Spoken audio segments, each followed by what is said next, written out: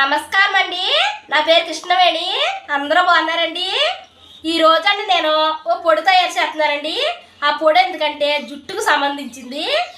జుట్టు కంటే నేను చెప్తున్నాను వినండి. ఏంటంటే నేను చాలా రకాలు తయారు చేశాను. ఏంటంటే నూనెలు తయారు చేశాను, బాగా పడుతున్నాయని చెప్తున్నారు. మన ఏరుపెక్కలు తయారు చేశాను, అవి కూడా పడుతున్నాయి. తల్లకి నీళ్ళు కూడా తయారు చేశానండి, అవి కూడా బాగా పడుతున్నాయి. వాటితో పాటే మనకి తిండి కూడా ముఖ్యమేనండి. ఏంటంటే మనం ఫుడ్ ఉంటుంది కదండి, ఫుడ్ కూడా బలమైన తింటేనే మనకి జుట్టు బలంగా ఉంటుంది, జుట్టు కూడా ఓడకుండా ఉంటుంది, మనకి జుట్టు కూడా చాలా ఒత్తుగా ఉంటుందండి. అందుకని మీరు ఈ పొడి కూడా తినాలని చెప్తున్నానండి. ఎందుకంటే నేను చేసే పొడి అండి ఆవస గింజలతో పొడి చేస్తున్నాను. ఈ ఆవస గింజలతో పొడి అండి మనం రోజుకో సొమ్ముసాడైనా వేసుకుని తినొచ్చండి, లేదంటే 2 రోజులకి 3 రోజులకైనా సొమ్ముసాడు వేసి తినండి. తింటేనండి మనకి జుట్టులో బలం ఉంటుందండి. అందుకని పొడి తయారు చేస్తున్నానండి. ఈ ఆవస గింజల పొడి అండి జుట్టుకి చాలా బలాన్ని ఇస్తుందండి, అంత మంచిదండి.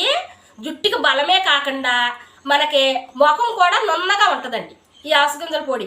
ఈ పొడి అండి పొడి చేసుకుని ఈ పొడి అండి మనం అన్నం తిన్నప్పుడు 2 స్పూన్లు వేసుకుని అన్నంలో కలుపుకుని తినాలండి. తింటే చాలా మంచిదండి.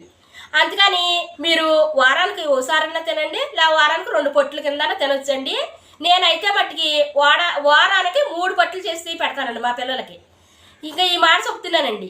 నాకు వాట్సాప్లో చాలామంది మెసేజ్ పెట్టారు, ఆడపిల్లల తల్లులు మా పిల్లలకి ఏమన్నా చెప్పని. నేను ఆడపిల్లల తల్లులకు కూడా నేను చెప్తున్నాను ఈ మాట వినండి. ఇది మట్టికి పొడి చేసి మీ పిల్లలకి ఎట్టండి, ఎంతో మంచిది. ఇది జుట్టు కూడా చాలా బలంగా ఉంటుంది, ముఖం కూడా నున్నగా ఉంటుంది.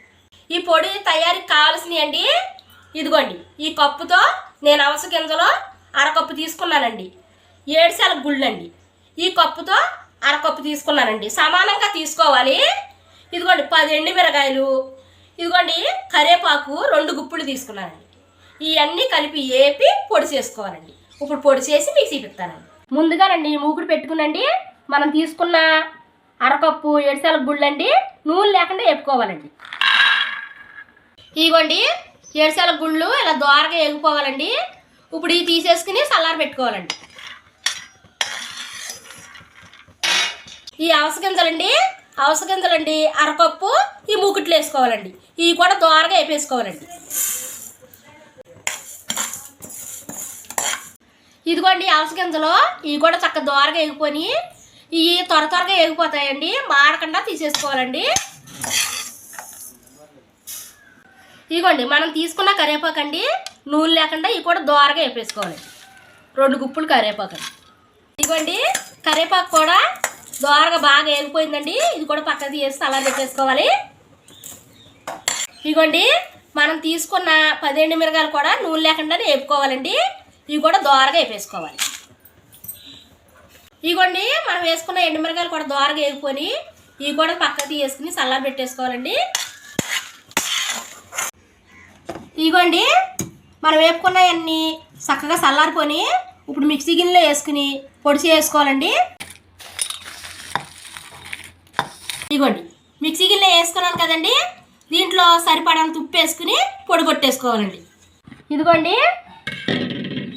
ఇలా పొడి చేసుకోవాలండి. ఇలా పొడి చేసుకుని మనం నెయ్యి వేసి తినొచ్చండి, లేకపోతే ఉత్తుదైనా వేసుకుని తినొచ్చండి. ఇదిగోండి పొడి తయారైపోయింది. ఈ పొడి అండి చక్కగా వారానికి 2 పొట్లు 2 సొమ్ముసాయలు అన్నంలో వేసుకుని మనం నెయ్యి వేసుకుని అయినా కలుపు తినొచ్చు, లేదా ఉత్తుదైనా కలుపు తినొచ్చండి.